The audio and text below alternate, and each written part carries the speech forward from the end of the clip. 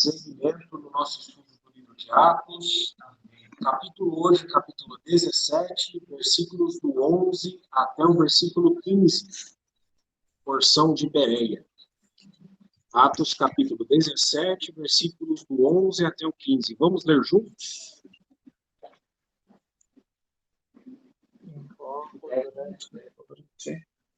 Os irmãos enviaram.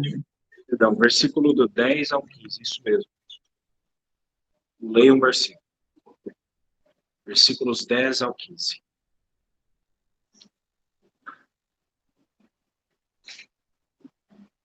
Todos encontraram? Sim. Opa, todo mundo é bereano. E logo, durante a noite, os irmãos enviaram Paulo e Silas para Bereia.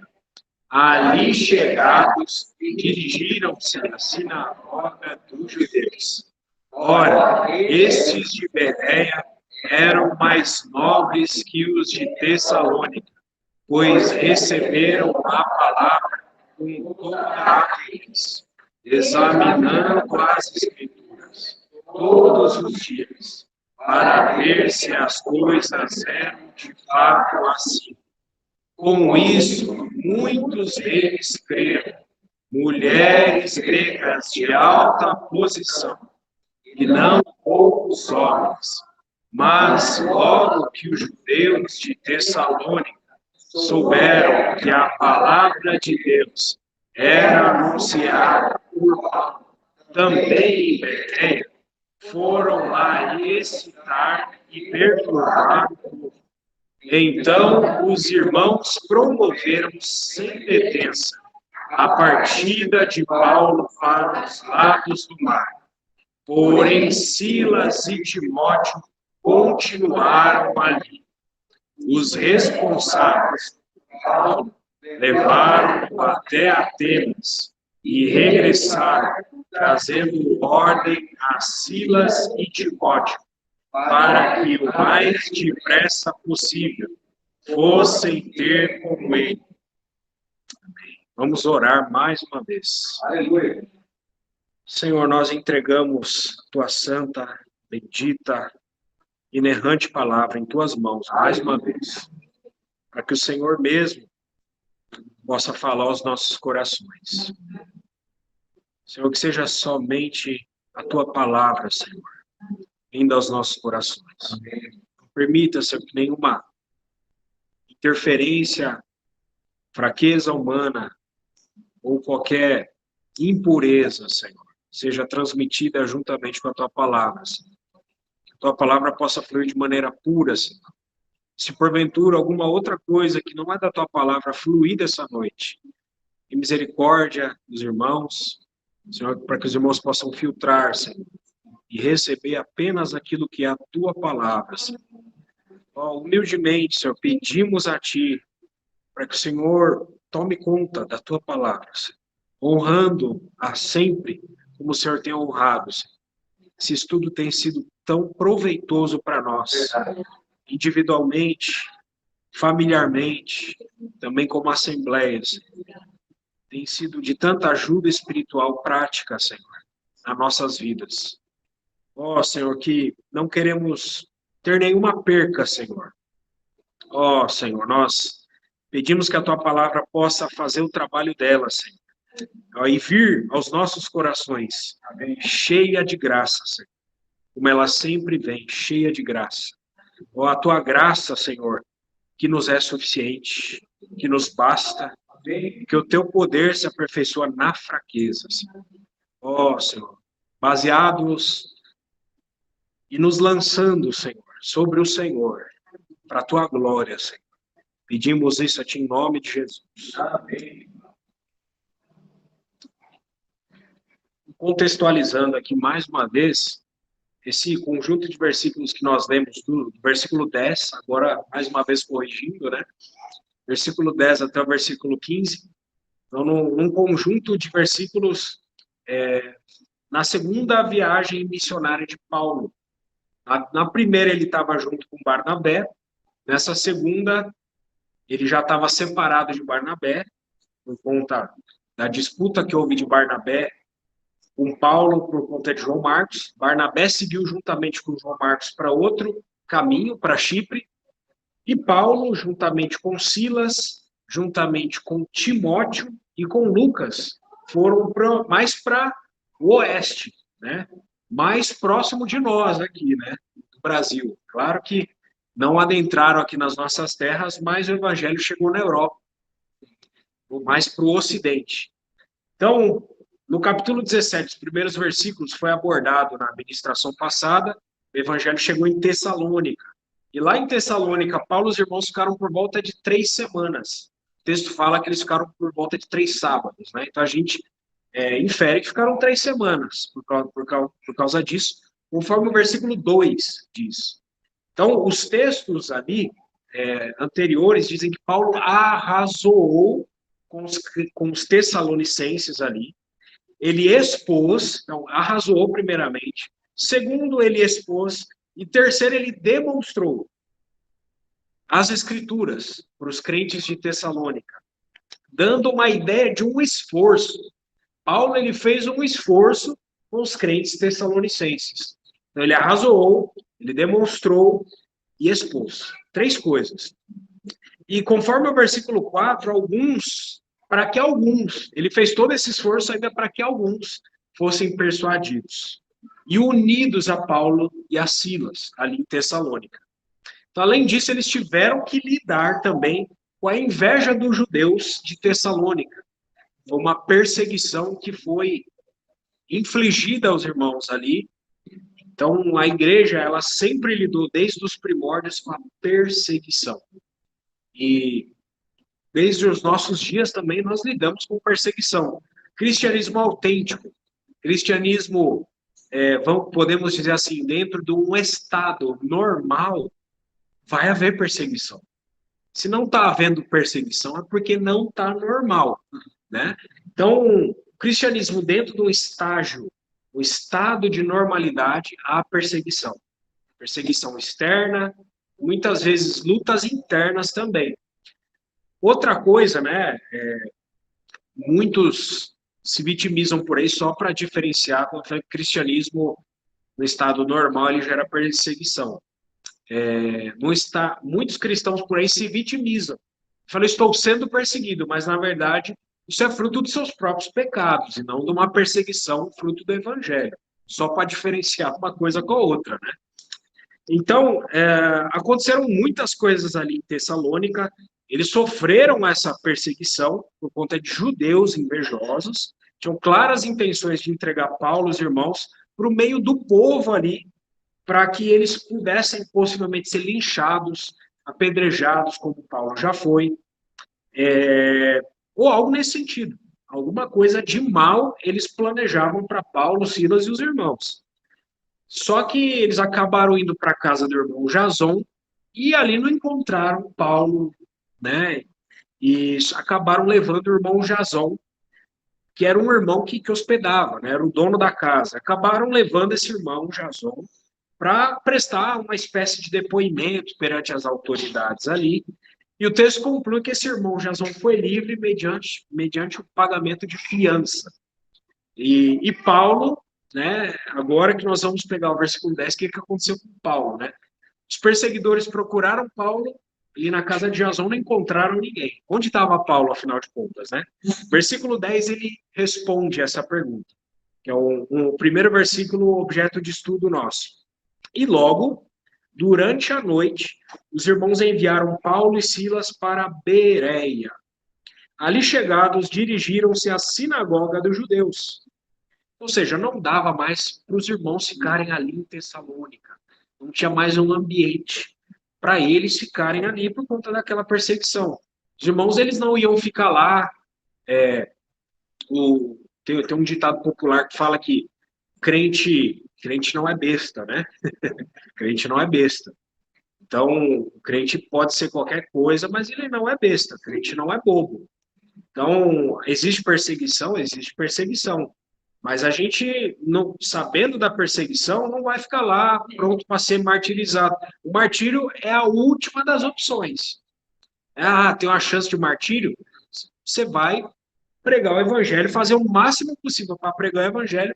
Se você for encurralado e não tiver mais opção, aí tudo bem, aí você abraça o martírio.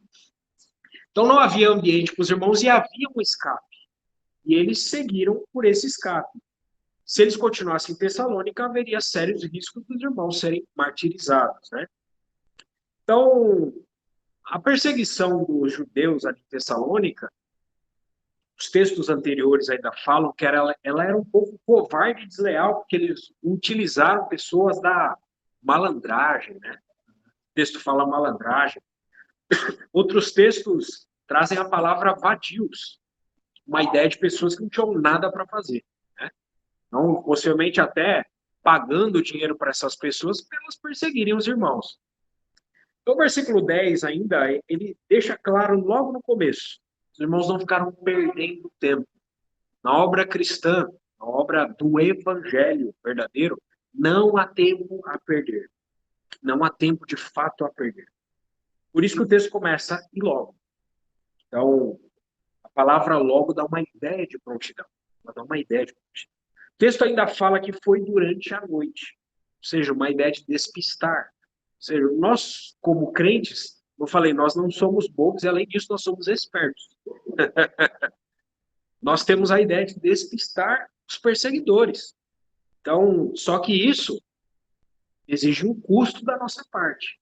Possivelmente os irmãos ali, né, que o texto fala, durante a noite, possivelmente os irmãos ficaram sem dormir, perderam uma noite de sono por causa do evangelho. Então, é essa ideia que o texto dá, né, que os irmãos ficaram sem dormir. Então, Paulo e Silas, eles foram enviados para a cidade de Bereia. Falando sobre a cidade de Bereia, ela ficava a 80 quilômetros de Tessalônica. Não era uma viagem curta, não era uma viagem rápida, uma viagem longa, 80 quilômetros, mais uma vez, considerando o contexto da época, possivelmente a pé, ou de cavalo, ou de burro. Era uma viagem difícil, possivelmente com assaltos no caminho,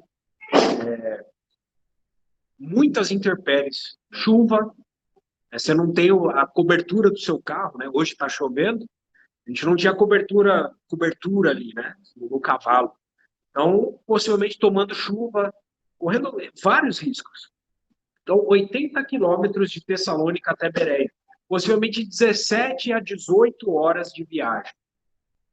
Então, se você for pesquisar Google Maps, ou se você for, tiver a oportunidade de ir para a Grécia, né? A cidade, você não vai encontrar Bereia, o nome de Bereia lá. Você vai encontrar o nome de Véria. Véria. É a mesma cidade, mas você vai encontrar ruínas lá do que foi a antiga Bereia, mas o nome atual é Véria, o nome da cidade.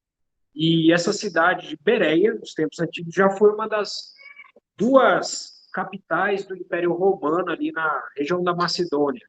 E foi uma cidade bastante populosa naqueles tempos antigos. Então, o texto ainda do versículo 10, ele diz que os irmãos ali chegados aonde? Bereia. Ou seja, possivelmente viajaram a noite inteira, ou seja, assim que chegaram em Bereia, eles já se dirigiram à sinagoga dos judeus. Irmãos madrugaram, muito possivelmente madrugaram, já era de dia, viajaram a noite inteira, madrugaram, chegaram ali no outro dia, foram direto para a sinagoga dos judeus. A essa altura do livro de Atos, a gente já está no capítulo 17, né? A gente vê que sempre tem esse costume, Paulo, os irmãos, sempre quando chegam numa cidade, vai direto para a sinagoga, ou vai para a beira do rio, encontrar judeus. E a gente sempre percebe que quando os irmãos chegam nas sinagogas, os irmãos têm uma liberdade insana para falar dentro da sinagoga.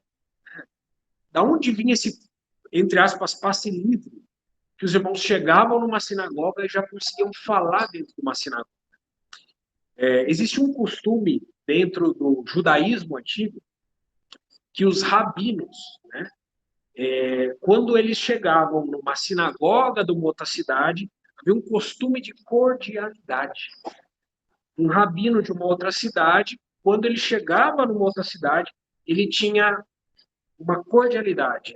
Havia esse costume de dar, entre aspas, o púlpito para o rabino de outra cidade falar, expor as escrituras. Então, era por isso que Paulo e os irmãos, quando chegavam em sinagogas sinagogas de cidades diferentes, logo tinham tanta liberdade para falar assim. Do contrário, a gente ia ficar esperando que os irmãos iam chegar, ia ficar lá esperando uma oportunidade. Aí talvez demorasse muito tempo, mas havia esse costume entre os judeus.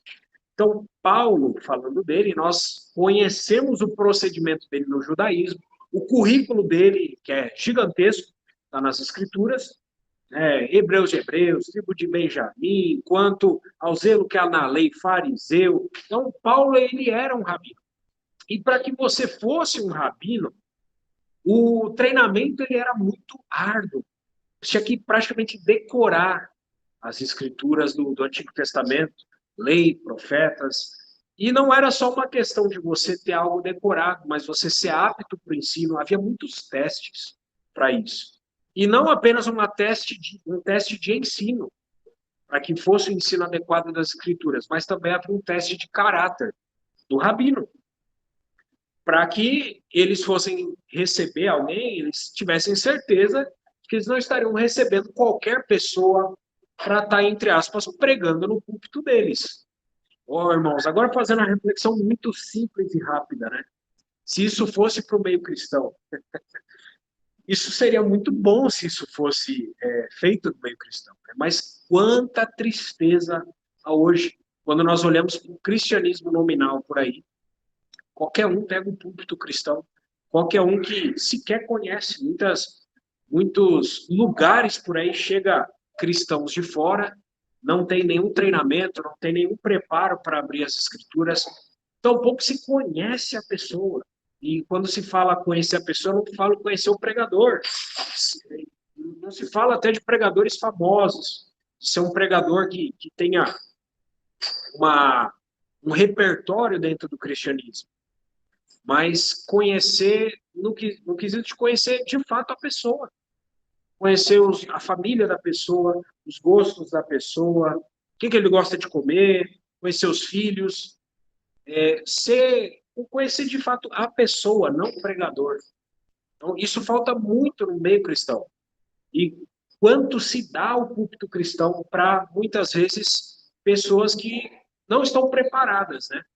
O irmão A.W. Tozer dizia o seguinte, nós precisamos de mais pregadores e menos palhaços. Tozer falava isso. Então, no meio cristão, falta muito isso. Isso se vê muito por aí. Se vende óleo ungido, se vende vassoura ungida e tantas outras coisas por aí, com tantas finalidades no meio cristão. Né? Então, dentro do judaísmo, já havia um modelo que o cristianismo rejeitou. E seria muito bom se o cristianismo aceitasse um modelo muito parecido com isso. O ensino precisa ser correto e o caráter precisa ser correto. Mas hoje, pensa-se muito em carisma apenas. E deixa-se o caráter de lado. Carisma com que finalidade? De encher um grupo de pessoas. De ter igrejas lotadas. Como se essa fosse a única finalidade de igreja. Quantidade, quantidade, quantidade. E a qualidade? Então, é por isso que Paulo e os irmãos tinham tanta liberdade, afinal, quando eles chegavam em sinagogas, né? Então, esse era o motivo. Então, o texto ainda do versículo 10 diz que os irmãos, eles não procrastinavam, eles não perdiam tempo à toa.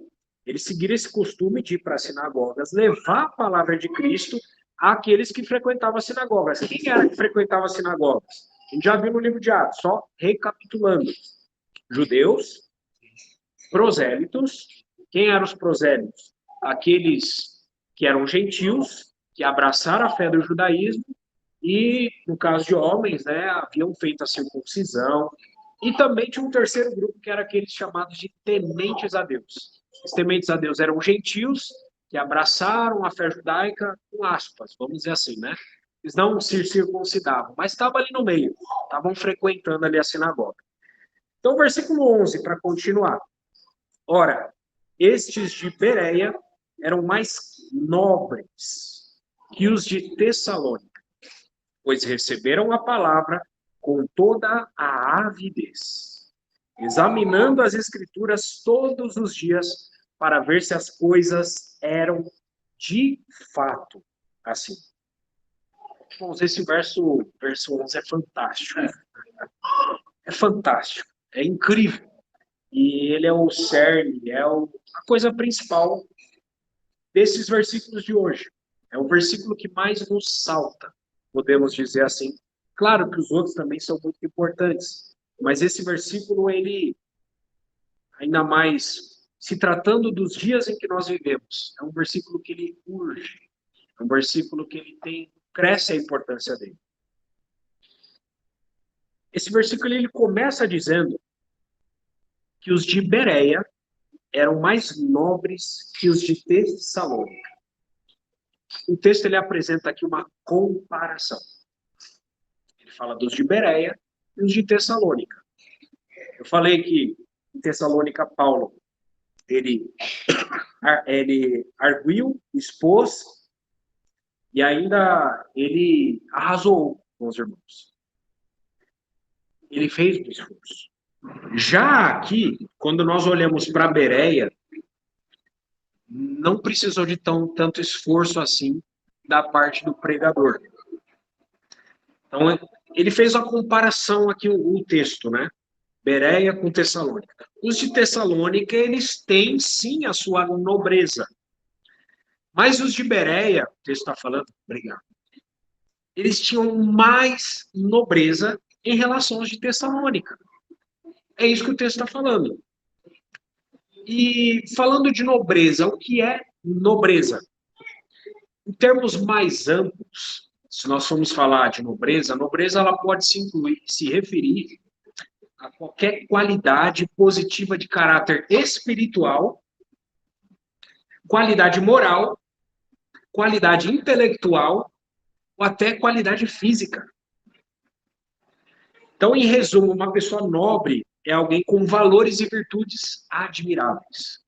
Você olha uma pessoa nobre, você admira a virtude dela, as virtudes, os valores que aquela pessoa tem. Isso é nobreza. Então, a palavra nobreza até foi utilizada em muitos contextos de monarquias, né, de diversos impérios, reinos, para qualificar pessoas da aristocracia, né, as pessoas da nobreza, porque eram pessoas virtuosas, pessoas que faziam parte do governo em determinado território, em determinado sentido.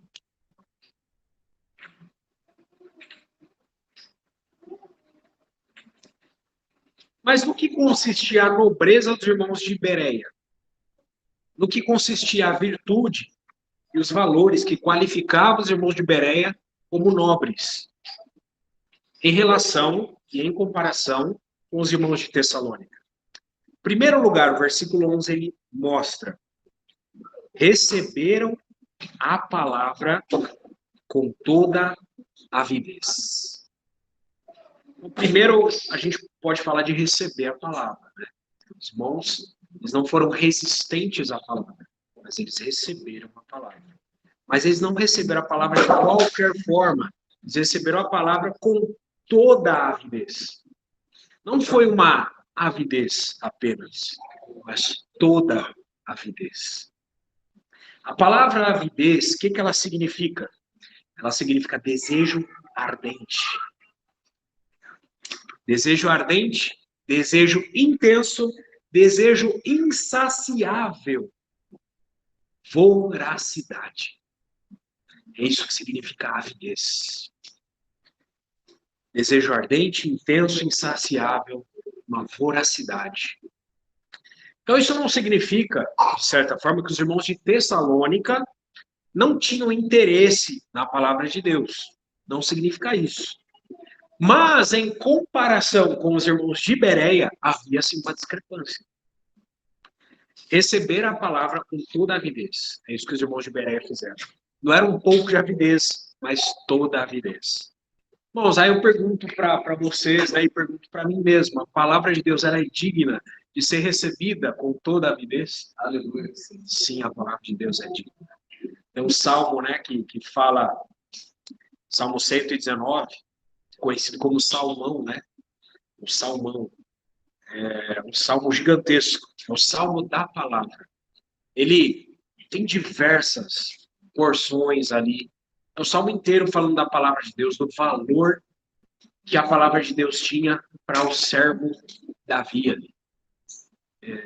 Quanto o teu servo a estima? De que maneira o jovem pode guardar puro o seu caminho? Observando conforme a tua palavra. A palavra de Deus tinha muito valor para os crentes de Bereia. E a palavra de Deus, nos dias atuais, ela tem perdido, de certa forma, o seu valor para os cristãos de maneira geral. Existem teologias modernas que diminuem o valor da palavra de Deus, que dizem que você não precisa tanto da palavra, ou sequer precisa da palavra, que você pode se reunir com um grupo de cristãos para simplesmente estar juntos, como uma confraternização de amigos. Não precisa de pregação da palavra, porque o simples fato de vocês estarem juntos já é suficiente. Ledo engano. Tem um cântico antigo que me vem à cabeça, fala: a palavra do meu Deus traz a mim luz e satisfação. Por amá-la, Cristo assim engrandecido dia a dia, o meu ser então será. E aí tem uma citação bíblica até, no refrão: sem palavra o seu povo se corrompe, mas ao achá-la, prospera em seu viver. Então, o resultado de um cristianismo distante da palavra de Deus é corrupção, é morte. Então, muitos grupos, inclusive modernos, pintam as paredes de preto, cantam louvores e mais louvores. Isso é muito bom, cantar louvores, sem dúvida alguma. Mas existe a ausência da palavra. O louvor, ele é muito bom, mas nesse sentido ele é uma preparação. Ele abre o teu coração. Para quê? Para que haja a palavra de Deus. A palavra de Deus precisa vir. Ela que é o nosso alimento. O Senhor, no deserto, ao ser tentado pelo diabo, 40 dias sem comer pães, quais foram o teor das respostas do Senhor para o diabo? Está escrito. Se o Senhor não tivesse se alimentado, ele é Deus. Nosso Senhor é Deus. 12 anos de idade, ele ia lá para o templo discutir com os escribas e fariseus. O Verbo eterno que a tudo criou lia a Bíblia. Quanto mais nós, irmãos. Então, cristianismo fato, cristianismo moderno, despreza a palavra de Deus. Os cristãos bereanos valorizavam a palavra de Deus. Então, a palavra de Deus ela é digna de um desejo ardente, de um desejo intenso, de um desejo insaciável por ela. Ela é digna de que nós nos vamos a ela, que nós nos acheguemos a ela com voracidade, com quem de fato quer devorar um prato de comida, com quem tem fome de fato. Assim é a palavra de Deus para nós. Então, quando nós comparamos a voracidade, né, esse desejo intenso, essa avidez dos primeiros cristãos, dos primeiros séculos, pela palavra de Deus, com os cristãos do nosso tempo, irmãos, dá dó, dá pena. Existe, se a gente for comparar os cristãos do nosso tempo com os irmãos de Bereia, existe uma discrepância. Existe uma clara mudança de orientação nos desejos cristãos. Os desejos, os alvos, os objetivos cristãos foram alterados. Então, quando nós olhamos Bereia e os cristãos atuais, é realmente triste, é catastrófico. Então, o que nós esperamos hoje, né, se for olhar da vida cristã? Qual era a esperança dos irmãos do passado? Vamos fazer a comparação. Quais são os seus objetivos como cristãos aqui? Porque quando nós comparamos os desejos atuais dos cristãos, né, gozar o melhor dessa terra, né? A gente olha por aí no cristianismo atual, os desejos, os objetivos estão todos centrados aqui no mundo, centrados neles mesmos, centrados na assembleia própria. Tem até um cântico que saiu essa semana, vamos dizer assim, né, usando a linguagem a linguagem atual, né? Hypou, bombou, né? Evangelho de fariseus. Talvez alguns irmãos conheçam aqui.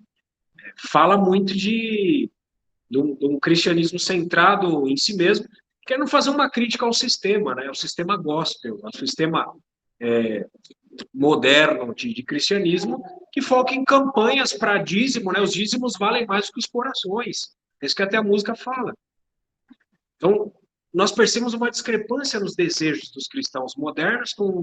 Antes, os valores estavam na além-vida, na eternidade, em você se encontrar com o Senhor. Hoje não. É tudo aqui, para nós. É fazer o homem o centro de todas as coisas. Então, parece que o cristianismo atual ele foi engenhosamente conduzido para outros centros de interesses. E quem conduziu não foi o Espírito Santo.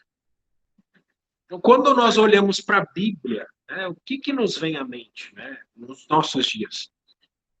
Ou melhor dizendo, qual que é o meu, o seu sentimento quando nós olhamos para as Sagradas Escrituras? O mundo, o que ele fala da Bíblia hoje?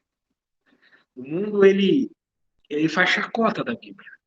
Ele diz que a Bíblia é um livro antigo, que a Bíblia é um livro ultrapassado, que a Bíblia é um livro enfadonho, né, que é algo cansativo de ler.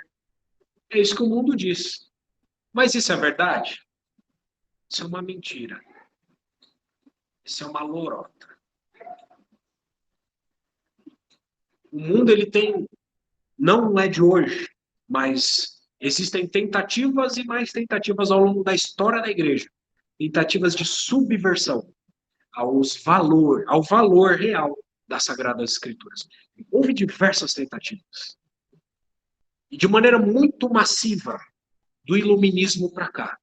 Quem quiser pesquisar, vale muito a pena. Começando ali com os liberais, Schleiermacher,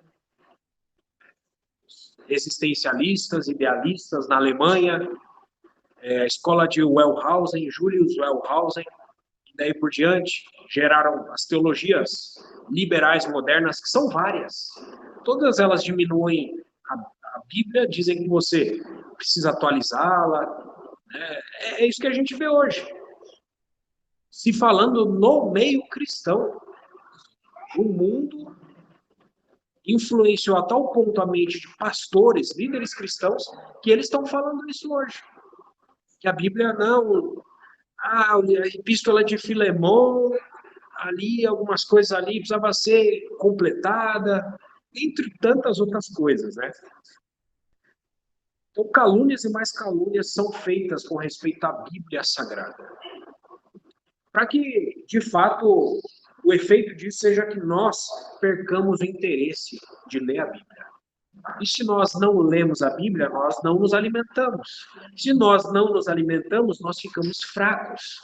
E quando nós estivermos fracos, aí sim Satanás virá com seus ardis para tentar nos pegar. A palavra diz que ele é como um leão que ruge, fica à espreita, querendo devorar alguém. Mas graças a Deus, o Senhor, ele preservou a sua verdade imutável, eterna. Aleluia! Então, se existe um livro que é um livro atual, se existe um livro que fala de fato o que nós estamos vivendo hoje, esse livro é a Bíblia. Ao contrário do que dizem que ele é ultrapassado e antigo, a Bíblia ela é mais do que atual.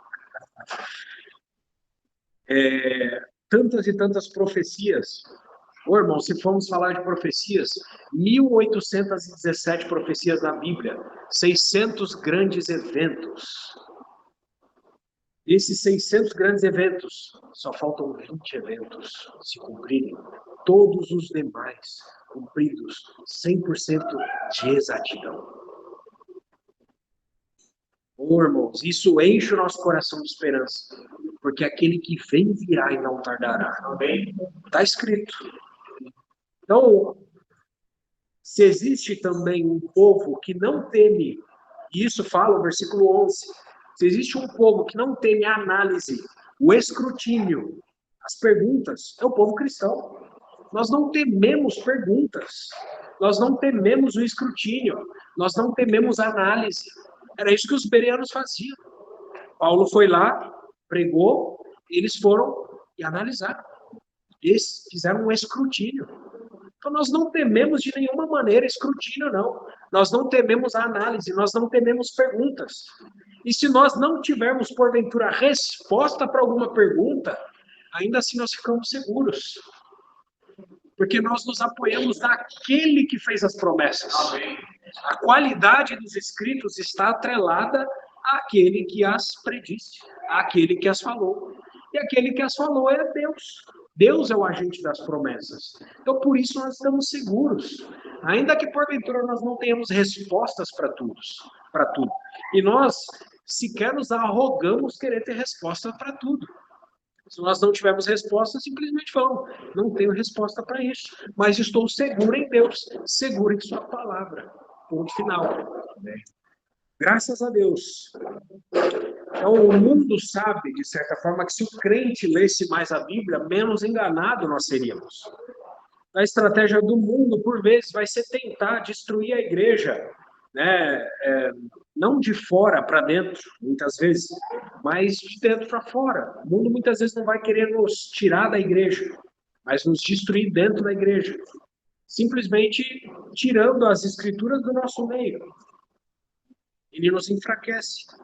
Pode continuar com as reuniões, pode continuar com o que vocês quiserem, mas fiquem sem a palavra para ver como é que fica. Nós ficamos fracos. Tem até um texto, Zacarias capítulo 3, versículo 7. Não precisa abrir, irmãos, mas é Zacarias 13, versículo 7. Fere o pastor e as ovelhas ficarão dispersas. Esse é um texto que o satanismo, que juntamente com os demônios, né, influenciadores do mundo, principados e potestades, eles interpretam de tal forma esse versículo. Se você ferir os pastores, os líderes de determinados grupos, todos os cristãos ficarão dispersos e se tornarão alvos fáceis. Muitas vezes os alvos são os líderes, são irmãos que estão na liderança, no presbitério, e etc.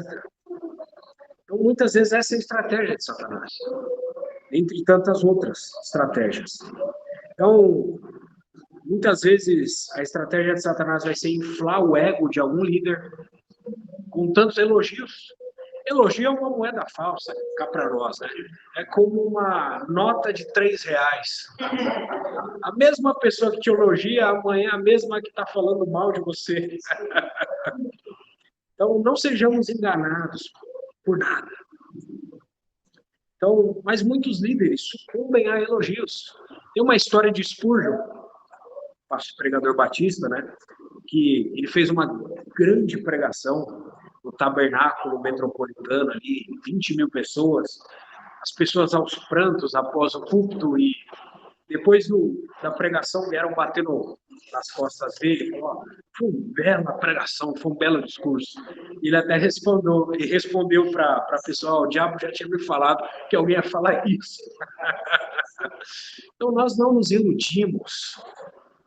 Nós não nos iludimos, porque o único sorriso e o elogio que nós queremos é de Deus. O único testemunho que nós queremos de fato é o de Deus. Nem o testemunho de Satanás e dos demônios tem tanto peso para nós. Às vezes Satanás e os demônios vão ter medo, mas até assim, muitas vezes isso é sorrateiro para fazer-nos orgulhar. Então, existem muitas maneiras sutis de destruir uma igreja. Então, líderes cheios de ego, de orgulho, que não escutam ninguém, não têm comunhão com ninguém, já vão decidindo as coisas por todos. Doutrinas de demônios, doutrinas humanas no meio cristão, sendo proclamadas nos púlpitos cristãos. Tudo isso subverte, serve para desestabilizar um grupo de cristãos. E mais uma vez falando, vale a pena sempre falar, a sutil substituição da Bíblia. Às vezes ela não vai ser declarada, uma substituição declarada, ó, não precisa mais ler a Bíblia, mas às vezes isso vai ser sutil. Isso sempre é uma estratégia com resultados devastadores. Devastador para a família, para casamentos destruídos, divórcios, pais longe de filhos, filhos contra pais, Muitas vezes pastores que vivem em adultério e estão pregando nos cultos como se nada tivesse acontecido. E às vezes sendo, entre aspas, fiéis ao ministério, né? Afinal, para eles o ministério é tudo que importa. E é isso que se vê muito no meio cristão por aí. Então, falando da sutil substituição da Bíblia, já que esse é o tema de Bereia, né? Vamos dizer assim. Muitas vezes o que pode substituir a Bíblia no meio cristão, ou em uma assembleia pequena, é a palavra do líder.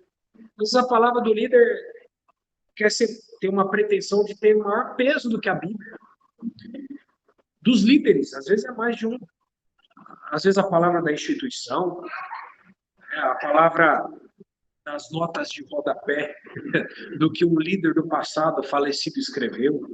Outros livros, tradições do grupo, jargões, experiências, o Espírito Santo me falou tal coisa, descobrimentos próprios, etc. Tudo isso pode, de maneira sutil, substituir a Bíblia e causar esses resultados devastadores.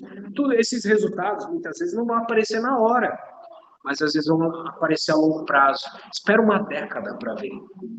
Você pega um grupo que seguia a Bíblia e parou de seguir de maneira sutil. Acompanha uma década. No começo você não vai perceber tanta diferença, mas depois de 10 anos você vai ver quanta destruição. Um abismo chama outro abismo. Então, isso muitas vezes utilizando a Bíblia. Às vezes até esses líderes vão substituir a Bíblia usando a própria Bíblia. Textos fora de contexto, servindo de pretexto, né? Dando a aparência de conteúdo bíblico, mas sempre fora de contexto. Então, às vezes o texto é utilizado para um objetivo prévio. Então, o líder já tinha um objetivo. Eu quero colocar na mente do povo tal coisa. Eu quero que a ação X seja feita. Eu quero que eles ofertem, dizimem X. Então, vou utilizar o texto para essa finalidade. A finalidade vem antes do texto. O texto ele não tem uma finalidade própria. Quando nós olhamos para a Bíblia, vemos que o texto ele tem uma finalidade própria. O texto ele tem um próprio objetivo. Então, o texto muitas vezes acaba sendo um meio, um método para o líder alcançar o objetivo que ele quer, e não a finalidade em si própria. Então, em outras palavras, muitas vezes o que é utilizado no púlpito dos cristãos é apenas retórica, só retórica. É uma impressão apenas que te é passada sobre determinado assunto carregado de emoções, cheio de emoção. O objetivo de você tomar uma determinada decisão. Como se nós fôssemos meras marionetes. Né? Objetos prontos para serem conduzidos. Graças a Deus que a palavra de Deus não é assim. Se nós levarmos a sério a palavra de Deus, jamais será assim. Como são palavras inspiradas pelo Espírito de Deus, nós precisamos ter temor diante delas. Porque onde está o Espírito do Senhor, aí a liberdade. O Espírito do Senhor. É o mesmo Espírito, né, que Ananias e Safira mentiram. E aconteceu o que aconteceu com eles. Então, diante da palavra de Deus, nós precisamos ter temor. Embora nós vejamos por aí muitos não tendo temor, o Senhor é um reto juiz. Podemos dizer por aí, né? A fatura vai chegar. Uma hora a fatura chega. Que haja temor nos nossos corações. E isso é uma coisa que muito o livro de Atos tem nos ensinado, né? Temor nos corações. Então, a palavra de Deus, quando nós falamos da palavra de Deus, existem, só para concluir esse assunto, sobre pregações, né? Existem basicamente 3 tipos de pregações. 3 tipos de pregações são ministradas ao povo cristão. Existe o tipo de sermão expositivo, que é o que nós viemos tentando, com a graça do Senhor, fazer aqui. Contamos muito com a graça do Senhor para que isso seja de fato feito. O que é um sermão expositivo? É você olhar o texto bíblico e expor o que está no texto bíblico. Não fugir daquilo que está no texto. E o objetivo é o próprio texto que vai dar. Não vai haver um objetivo paralelo, vamos dizer assim. Esse é o sermão expositivo. O segundo tipo de sermão que existe é o sermão temático. Sermão temático, por exemplo, existe um tema previamente preparado. O amor de Deus, por exemplo. E aí o pregador, ele escolhe algum texto para falar do amor de Deus e ele pode, a partir desse texto, vaguear nas Sagradas Escrituras, pegando vários outros textos que dizem sobre o amor de Deus também. É bom também, se for utilizado com um coração sincero e com temor. Mas o sermão temático, ele pode também ser utilizado com más intenções. Todos podem, mas é mais fácil num sermão temático. Porque você tem liberdade, entre aspas, para fugir um pouco do texto. Então, o que mais se vê aí nos pregadores charlatões, você for observar o tipo de sermão que ele prega, observe isso, irmão. Faça essa análise. Já que estamos sendo bereanos aqui essa noite, é sermão temático, a maioria das vezes. Raras vezes vão fazer pregações expositivas. É sermão temático. Porque eles já têm um objetivo prévio. Eles vão vaguear nas Sagradas Escrituras um objetivo prévio, que eles já tinham. Conduzir você, como marionete, com o objetivo deles. E ainda existe o terceiro tipo de sermão, que é o sermão textual. É um sermão que ele vai pegar um texto e, sim, você vai pegar outros textos, só que você vai ficar mais preso àquele texto inicial. É mais difícil, mas também existe a possibilidade, se houver más intenções, de conseguir perverter um sermão textual. Geralmente, no sermão textual, você vai olhar bastante o significado de palavras.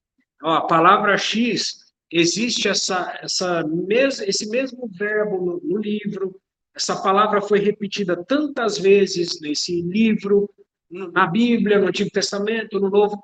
Então, são basicamente os três tipos de sermões principais que existem. O sermão mais difícil de ludibriar alguém, tá? É o sermão expositivo. E é esse que nós geralmente pretendemos fazer aqui. Contamos muito com a graça de Deus para isso. Então, voltando ali, né, à questão da palavra de Deus e aos irmãos bereanos, a palavra de Deus ela nos dá uma ordem de julgarmos a profecia, julgarmos o que nós estamos ouvindo, assim como os irmãos bereanos fizeram, exercermos o senso crítico e não receber tudo que é falado de maneira passiva. A gente não dá sim e amém para tudo, não. Igual os irmãos bereanos. Não dizemos sim e amém para tudo. Graças a Deus por isso. Amém. 1 Coríntios 14, 29 é a base para isso que eu acabei de falar. Tratando-se de profetas, fala apenas 2 ou 3 e os outros julguem. Então nós devemos sim julgar o que está sendo falado. E se porventura, irmãos, vocês estão ouvindo aqui, julgar que o que eu estou falando não provém do Senhor, não abraça o que eu estou falando. Não abraça. Fique só apenas com aquilo que é de fato do Senhor. Então, os irmãos bereanos, o segundo motivo ali no texto de Atos, tá? 17:11, o segundo motivo da nobreza deles era que eles examinavam as Escrituras. Examinar as Escrituras é algo bom ou é algo ruim? O cristianismo moderno diz que examinar as Escrituras é algo ruim. Só que os irmãos bereanos faziam isso e o texto relata que era um dos motivos da nobreza deles. Então, o cristianismo moderno está errado. Examinar as Escrituras é algo bom. O texto de Atos diz que é bom. Então, nosso Senhor Jesus também concorda com isso. Concorda com essa ideia. Se a gente for olhar ali para João, capítulo 5, é um texto bastante conhecido. Exatamente. Graças a Deus, o Espírito Santo tem iluminado os irmãos. O Senhor Jesus, quando ele estava falando com os fariseus, discutindo com os fariseus, ele falou para eles, João 5, 39, e também o versículo 40, mas primariamente vamos nos deter no 39. Examinais as Escrituras, porque julgais ter nelas a vida eterna, e são elas mesmas que testificam de mim. Então, conforme esse versículo de João, apenas o versículo 39, capítulo 5, os fariseus examinavam as Escrituras também. E eles julgavam ter nas Escrituras a vida eterna. Pois são, obviamente, palavras dadas por um Deus eterno. Então, lá a vida eterna nas Escrituras. E o Senhor conclui esse assunto das Escrituras no versículo 39, lembrando que há um ponto final ali, dizendo a finalidade das Escrituras. Para que servem as Escrituras? Se alguém perguntar a alguma pessoa do mundo, algum ateu, para que serve a Bíblia? Versículo 39 fala: além de ter vida eterna nelas, a finalidade delas são elas mesmas que testificam de mim. Jesus estava dizendo que as Escrituras davam testemunho dele, apontavam para ele. O alvo das Escrituras é Jesus Cristo. As Escrituras apontavam, o alvo é Jesus Cristo. Então, em outras palavras, se os fariseus ali, eles estavam examinando as Escrituras, rejeitando a ele, rejeitando a Jesus Cristo, eles estavam pecando. Eles estavam errando o alvo. A palavra pecar significa errar o alvo. Eles pecaram ali. Eles examinavam as Escrituras, rejeitando o alvo das Escrituras, a finalidade delas. Então, o Senhor estava os expondo o pecado deles, ali naquele momento. Então, imagina, irmãos, imagina, você compra um carro zero, gasta R$ 200.000, compra um carro zerinho, por conta do banco de couro que tem no carro. Ah, adoro esse banco de couro, ficar sentado no banco de couro desse carro. Só que você nunca sai do lugar. Faz algum sentido, se tem algum carro? Faz algum sentido o dinheiro que você gastou? Gastou um baita de um dinheiro para você apenas sentar num banco do carro ou por conta do rádio do carro. Nossa, que rádio maneiro! Que cinto de segurança bonito! Eu me sinto seguro nesse cinto de segurança, mas você nunca sai do lugar. Faz sentido? Não faz. Da mesma forma, as Sagradas Escrituras. Elas só fazem sentido por causa de Jesus Cristo. Amém. Ele é o único sentido das Escrituras. Sem ele, as Escrituras é como esse carro, que não vai a lugar algum. É você ter um carro maravilhoso, imagina um carro mais moderno, um carro mais potente que existe, e você não andar. Assim, a pessoa está usando algo sem a finalidade dela. Então, era isso que o Senhor estava expondo ali os fariseus. Finalidade, assim como a finalidade do automóvel é de transportar de um lugar para o outro. Então, da mesma forma, não faz sentido ir às Escrituras e você não encontrar Cristo. Se qualquer cristão ir às Escrituras para não encontrar Cristo, é você ficar com o carro para só colocar o cinto de segurança em você. Então, as Escrituras, elas só têm proveito para Deus e verdadeiro sentido para nós, se nós encontrarmos Cristo nelas. Encontrar nada mais vai fazer sentido.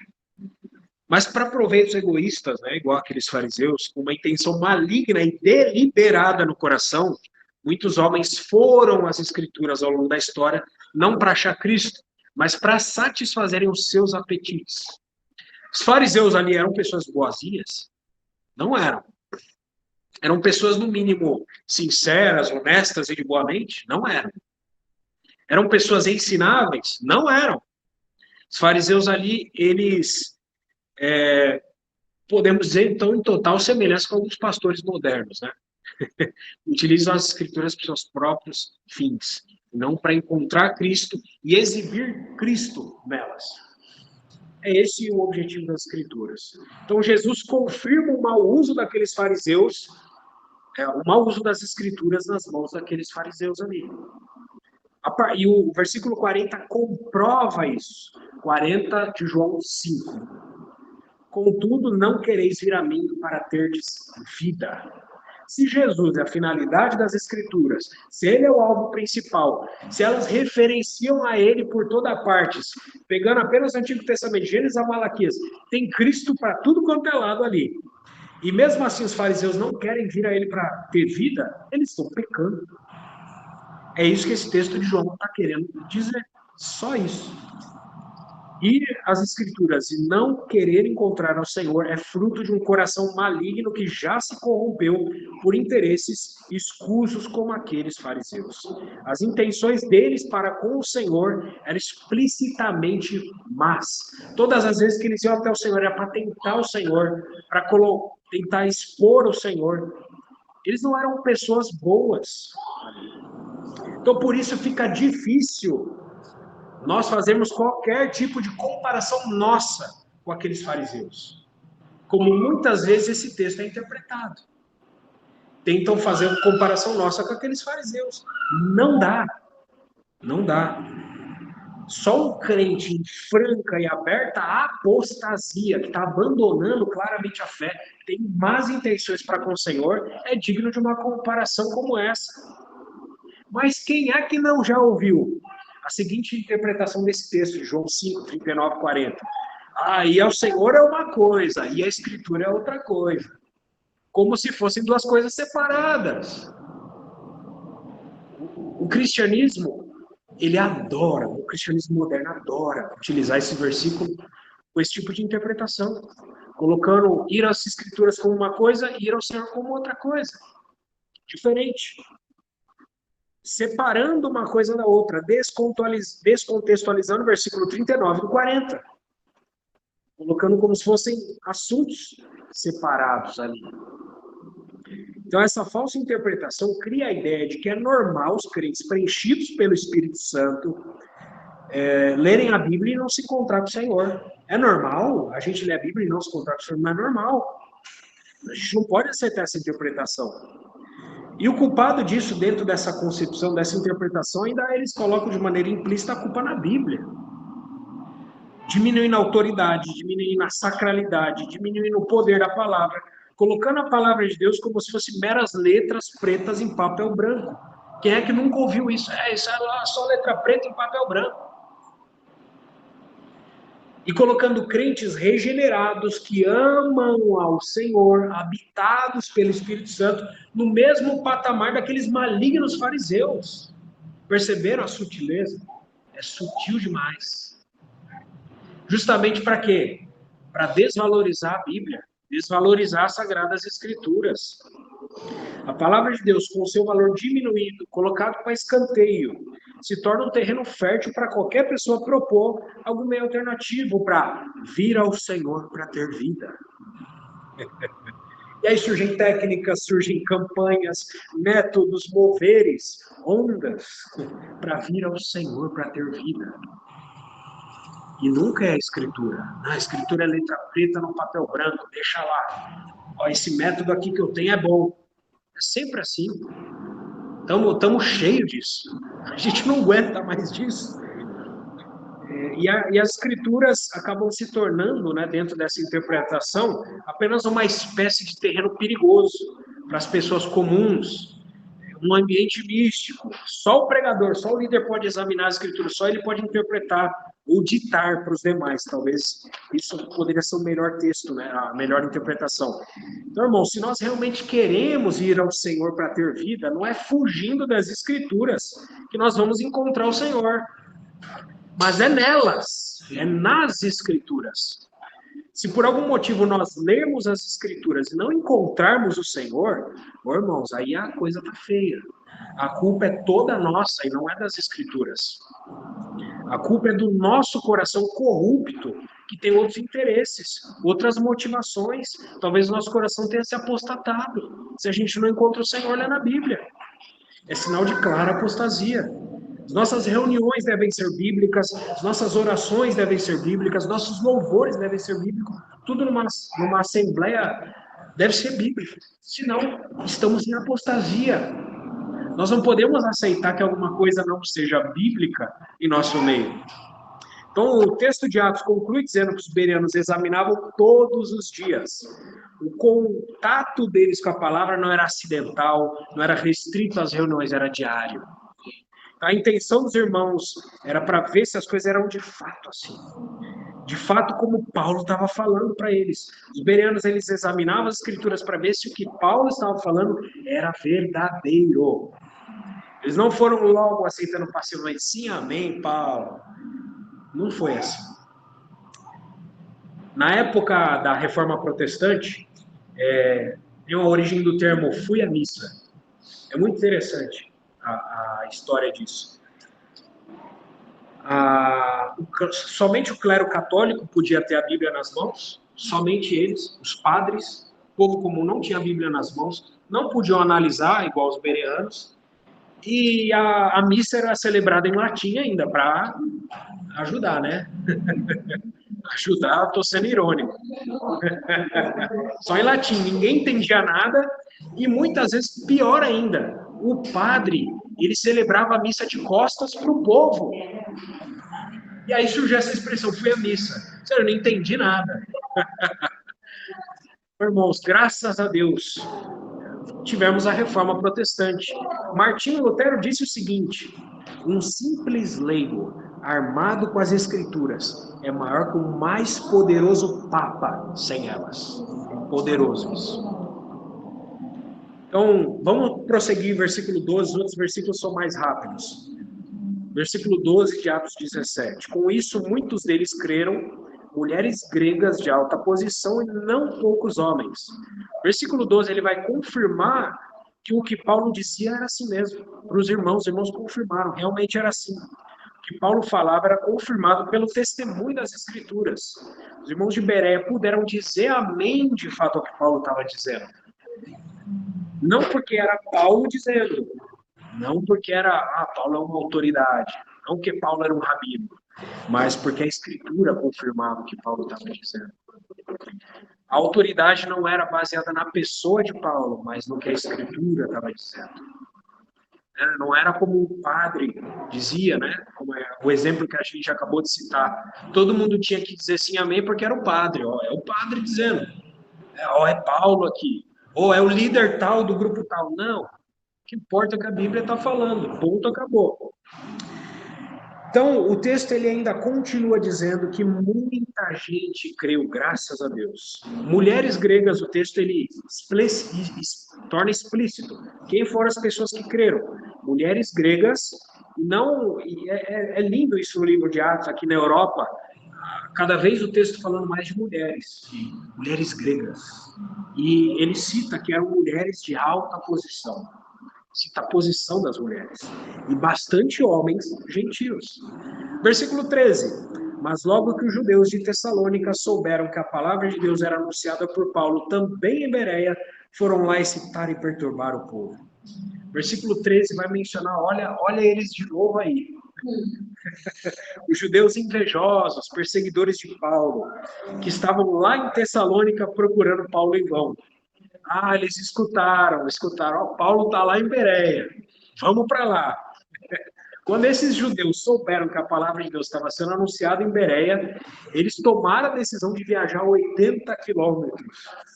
Então, não eram só os irmãos que tinham um coração puro para pregar a palavra que pagavam preço pelo Senhor. Aqueles que perseguiam também pagavam preço. Foram lá, de Tessalônica a Bereia, para excitar e perturbar o povo, só para causar confusão, só para desestabilizar a coisa. Versículo 14. Então os irmãos promoveram sem detença a partida de Paulo para os lados do mar. Porém, Silas e Timóteo continuaram ali. Versículo 14 mostra que os irmãos também não ficaram parados, esperando os algozes judeus.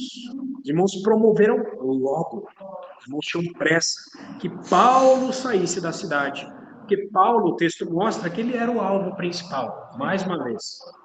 Então, Paulo foi para os lados do mar, conforme o texto, né? Saindo de Bereia, mas Silas e Timóteo, o texto fala que eles continuaram em Bereia. Então, Paulo foi, judeus, mais uma vez, aqueles judeus perseguidores, devem ter chegado em Bereia. Mais uma vez chegamos, estamos aqui procurando em vão. Não achamos Paulo. Procuraram em vão. Versículo 15. Os responsáveis por Paulo levaram-no até Atenas e regressaram trazendo ordem a Silas e Timóteo para que o mais depressa possível fossem ter com ele. Então, por fim, o versículo 15, ele relata que havia pessoas que se responsabilizavam por Paulo.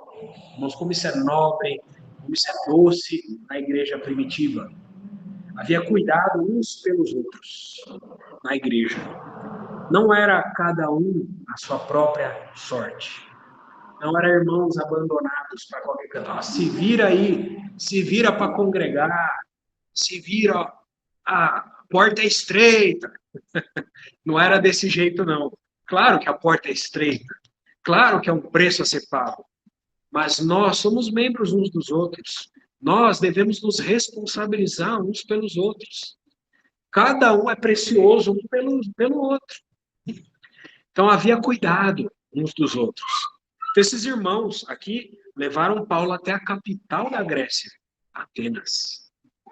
Essa grande cidade vai ser o alvo da próxima ministração da palavra. E de Atenas, o versículo ainda fala que eles voltaram para Bereia, esses responsáveis por Paulo, dizendo, ou melhor, trazendo uma ordem para Silas e Timóteo, para que fossem também para Atenas, para estar junto de Paulo. Paulo percebeu que havia algo grande ali em Atenas a ser feito. Algo que, olha, não dou conta sozinho. Vem para cá, irmãos, me ajudem. Me ajudem. Existe algo que o evangelho tem muito espaço aqui. Os campos estão brancos para serem ceifados, né? Então, irmãos, mais uma vez, né? Graças a Deus pelas Sagradas Escrituras, concluindo, citar mais um exemplo aqui, Voltaire, um filósofo ateu do século XVIII, ele falou, daqui a um tempo, pode esperar aí mais 100 anos, a Bíblia vai ser um livro que vai ter caído no esquecimento. Ninguém vai lembrar que um dia existiu Bíblia. Voltaire, como mais um dos arrogantes que falaram contra as Sagradas Escrituras, faleceu. E a Sociedade Bíblica Francesa comprou a sua residência. E da casa de Voltaire, muitas Bíblias se espalharam pelo mundo. Graças a Deus que nós temos hoje, o Espírito Santo mesmo, ele fez questão de preservar nas nossas mãos. A essência de tudo do Evangelho está aqui, preservado para nós. Então, irmãos, só concluindo mais uma vez, outra coisa que foi muito demonizada no nosso meio moderno, aproveitando essa palavra de Bereia, a questão da doutrina. Doutrina. Quando se fala de doutrina, isso foi demonizado no meio cristão. Todo mundo corre de doutrina. Doutrina, cuidado. Doutrina, não, pelo amor de Deus. Então, a ideia do cristão moderno é ver a doutrina como algo mal, como algo que produz morte. Isso é algo oposto ao que a Bíblia diz. Tem vários textos que eu poderia citar aqui, mas eu vou citar alguns. Tito 2:1. Fala o que convém a sã doutrina. 2 Timóteo capítulo 4, verso 3. Haverá tempo, irmãos, é o nosso tempo. Haverá tempo em que não suportarão a sã doutrina. 2 João capítulo 1, versículo 9. Todo aquele que ultrapassa a doutrina de Cristo e nela não permanece, não tem Deus. Grave. O que permanece aonde? Permanece no amor. É isso que embora eu estou utilizando aqui o amor em termo pejorativo, tá? Mas o texto fala o que permanece na doutrina. Esse tem tanto o pai como o filho. Nós precisamos permanecer na doutrina. É tempo de permanecer na doutrina. Texto bíblico de 1 Timóteo, capítulo 4, versículo 16, diz o seguinte: tem cuidado de ti mesmo e da doutrina. Esse texto último fala para nós nos atentarmos, ou termos cuidado referente a duas coisas. Cuidarmos de nós mesmos, também cuidarmos da doutrina. Mas assim como esse outro versículo de João 5, 39, 40, muitos tentam separar o cuidado de si mesmo do cuidado da doutrina. Como é que você vai cuidar de si mesmo sem doutrina? Baseado no que você pensa, no que você acha, no que o líder diz, nas orientações do líder, do livro do líder. Nós só conseguimos cuidar de nós mesmos se nós cuidarmos da doutrina. Se você tem doutrina, você tem alicerce para cuidar de você mesmo. O versículo coloca as duas coisas juntas. Tem cuidado de ti mesmo e da doutrina. Graças a Deus. Não é nenhum guru espiritual que vai nos dizer nada para nós. Nós temos as Sagradas Escrituras. Tá? A qualidade do cuidado que nós vamos ter para com nós mesmos. Depende exclusivamente da qualidade da doutrina que nós professamos. Graças a Deus, irmãos, pela Bíblia. Graças a Deus pelas Sagradas Escrituras. Vamos orar mais uma vez. Te damos graças, Senhor, mais uma vez, pelo Espírito Santo. Ó, o Espírito Santo está em nós, que nos guia a toda a verdade, nos guia a lermos as Escrituras e termos espírito de sabedoria e de revelação. Espírito Santo, ó, o Pai, que tanto nos ama, que nos deu o seu Filho, que pagou um preço de amor por nós. Ó, Senhor, Senhor, como descrever essa graça tão abundante, Senhor. Senhor, essa graça, de fato, torna os nossos dias motivo de riso, no bom sentido. Senhor, a tua graça nos alegra, Senhor. Nos alegra, porque num mundo tão contrário, tão arrogante, nós podemos ter luz. Podemos andar na escuridão do nosso tempo, com luz, com farol, pois temos a lâmpada para os nossos pés, que é a palavra de Deus. Senhor, nos dá, Senhor, individualmente, como família e como assembleia, de sermos como esses crentes bereanos, Senhor, e analisar tudo para ver se as coisas são de fato assim. Obrigado, Senhor, por essa palavra. Te rogamos em nome de Jesus. Amém.